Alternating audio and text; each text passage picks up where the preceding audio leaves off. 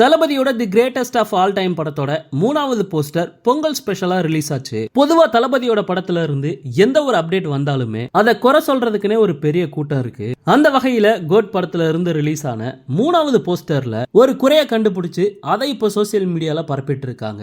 அது என்ன அப்படிங்கறத பார்க்கலாம். இந்த 3வது போஸ்டர்ல தளபதி மட்டும் இல்லாம பிரபுதேவா, பிரசாந்த், அஜ்மல் அமீர் அப்படின்னு 4 பேருமே இருந்தாங்க. இந்த நிலைமையில அந்த போஸ்டர்ல தளபதிக்கு பின்னால பிரசாந்த் நிக்கிற மாதிரி இருந்ததை ஒரு பெரிய பிரச்சனையா இப்ப சோசியல் மீடியால பேசிட்டு இருக்காங்க.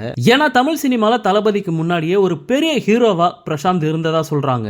தளபதியே பாத்தீங்கன்னா காலேஜ் படிக்கும் போது கிளாஸை கட்டடிச்சுட்டு பிரசாந்த் படத்தை பாக்குறதுக்காக தியேட்டருக்கு போவாராம். சோ பிரசாந்தோட படங்களை விசில் அடிச்சு ரசிச்சு பார்த்திருக்கேன் அப்படின்ட்டு தளபதியே பாத்தீங்கன்னா ஒரு பேட்டியில பேசியிருக்காரு. ஆனா இப்போ தளபதி ஹீரோவா நடிக்கிற ஒரு படத்துல பிரசாந்த் ஒரு லீடு கேரக்டர்ல நடிக்கிறது வேடிக்கையா இருக்கு அப்படிங்கிற மாதிரி சோசியல் மீடியால பேசிட்டு இருக்காங்க. அது மட்டும் இல்லாம பிரசாந்துக்கு ஒரு காலத்துல ஏராளமான ரசிகர்கள் இருந்தாங்களாம். சோ அவங்கலாம் இப்ப இந்த போஸ்டரை பார்த்துட்டு விஜய்க்கு பின்னாடி பிரசாந்த் நிக்கிறத பார்க்கும்போது ஜீர்ணிக்கவே முடியல அப்படிங்கிற மாதிரி பேசிட்டு இருக்காங்களாம். இந்த நியூஸை பார்க்கும்போது எனக்கு என்ன தோணுது அப்படின்னா, பல்லு இருக்கவன் பக்கோட சாப்பிட்றான், திறமை இருக்கவன் மேல வரான் அப்படிங்கிற மாதிரி தான் எனக்கு தோணுது. அது மட்டும் இல்லாம தளபதியை எப்படி அவரோட அப்பா எஸ்.ஏ. சந்திரசேகர் சினிமால அறிமுகப்படுத்தினாரோ அதே மாதிரி தான் பிரசாந்தோட அப்பா தியாகராஜனும் பிரசாந்த சினிமால அறிமுகப்படுத்தினாரு.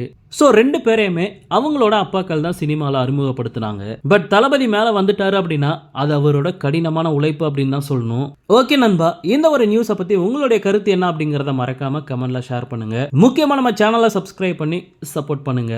நன்றி.